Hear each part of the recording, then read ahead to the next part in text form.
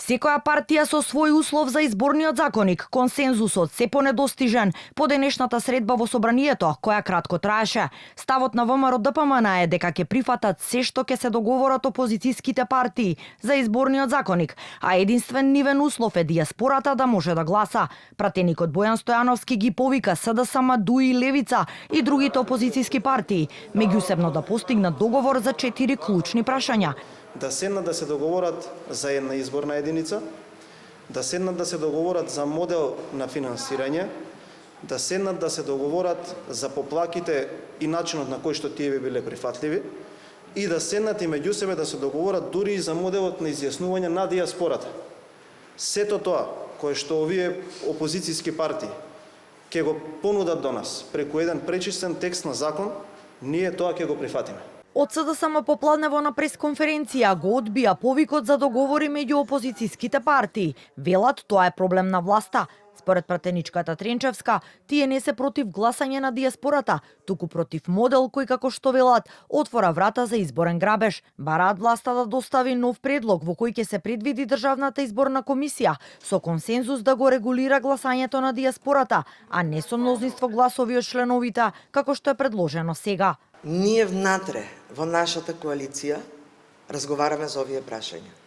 Ние немаме коалиција со другите опозицијски партии во парламентот. Ова е работа на власта.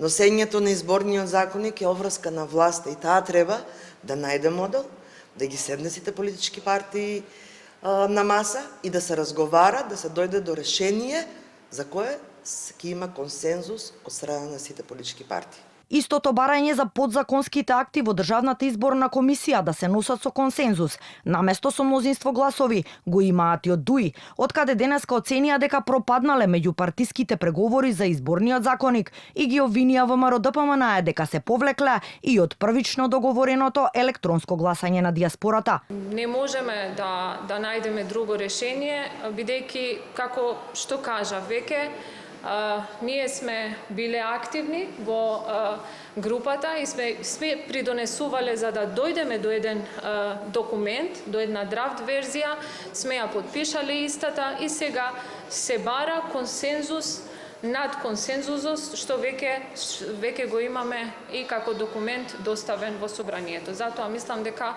ова е крај на преговорите и дека ќе се оди со стариот изборен законник. Единствено позитивно изненадени од денешната средба беа од Левица, поради како што истакна пратеникот Крмов, прифаќањето од ВМРО-ДПМН на нивното компромисно решение за гласање на дијаспората преку пошта само за претседателските избори во замена за една изборна единица. Сепак тој не е оптимист дека намерите на власта се искрени, како и тоа дека е можно усогласување на опозицијата.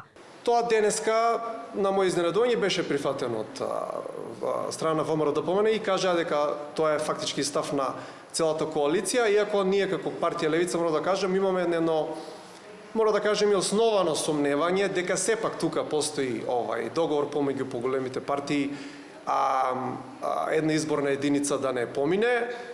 Од нив се бара усогласување на опозицијските партии, ја не знам тоа како ќе се изведе, така да не имаме еден вид на пат позиција. Сега ќе видиме дали повторно ќе имаме некој повик да се собереме и да разговараме.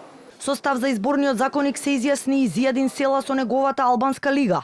Тој бара наместо една да има 8 изборни единици и отворени листи, додека дијаспората да гласа електронски, не само за претседателски, туку и за парламентарни и локални избори.